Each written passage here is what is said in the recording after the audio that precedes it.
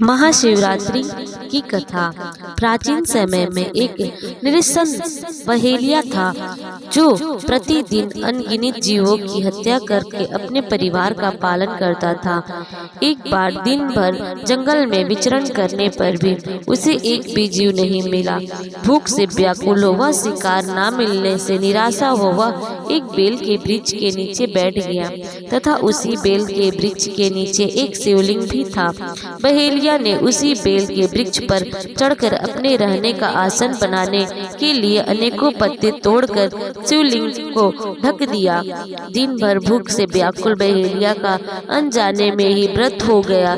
कुछ रात बीत जाने पर बहेलिया ने देखा कि एक हिरणी कुलाचे मारती उधर आ रही है, जिसे देख बहेलिया उसे मारने को तैयार हो गया, परंतु हिरणी ने दीन स्वर में कहा कि मुझे मत मारो, मैं अभी गर्भावस्था में हूँ और मेरा प्रसव भी निकट है, इसलिए इस वक्त मुझे मत मारो। मैं तुमसे वादा करती हूँ कि प्रसव के बाद मैं स्वयं आपके शिकार के लिए आ जाऊंगी। बहेलिया उसकी बातों में आ गया।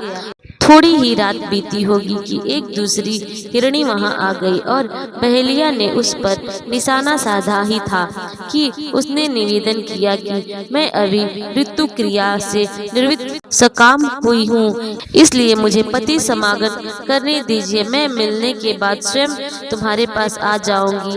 बहेलिया उसकी बात भी मान जाता है।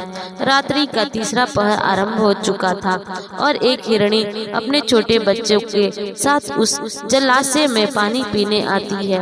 बहेलिया उसे देख भी अपने बाण उठाता है।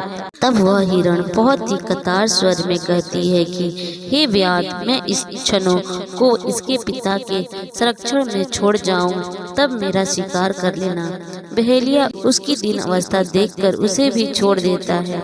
इस तरह से रात्रि के सारे पहर बीत जाते हैं और प्रातः काल होती है। बहेलिया देखता है कि एक जवान व बलिष्ठ हिरण उसकी सरोवर पर जल पीने आया है। बहेलिया उसे देख अपना तीर कमान संभालता है।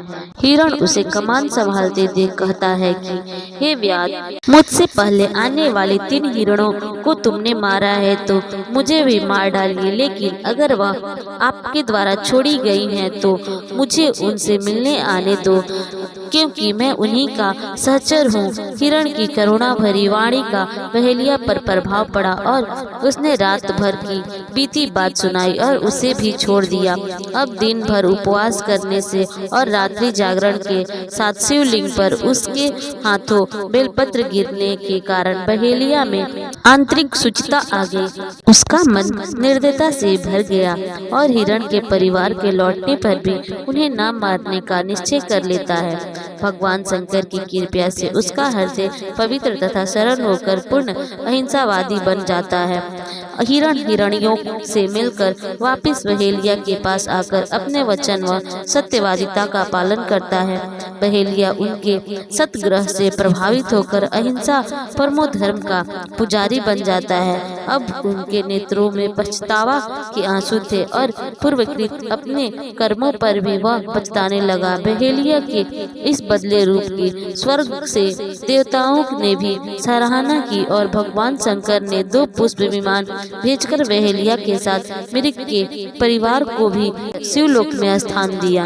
भक्तों, अगर आपको यह वीडियो अच्छी लगी हो तो हमारे चैनल को लाइक करें, शेयर करें और सब्सक्राइब करना ना भूलें। धन्यवाद।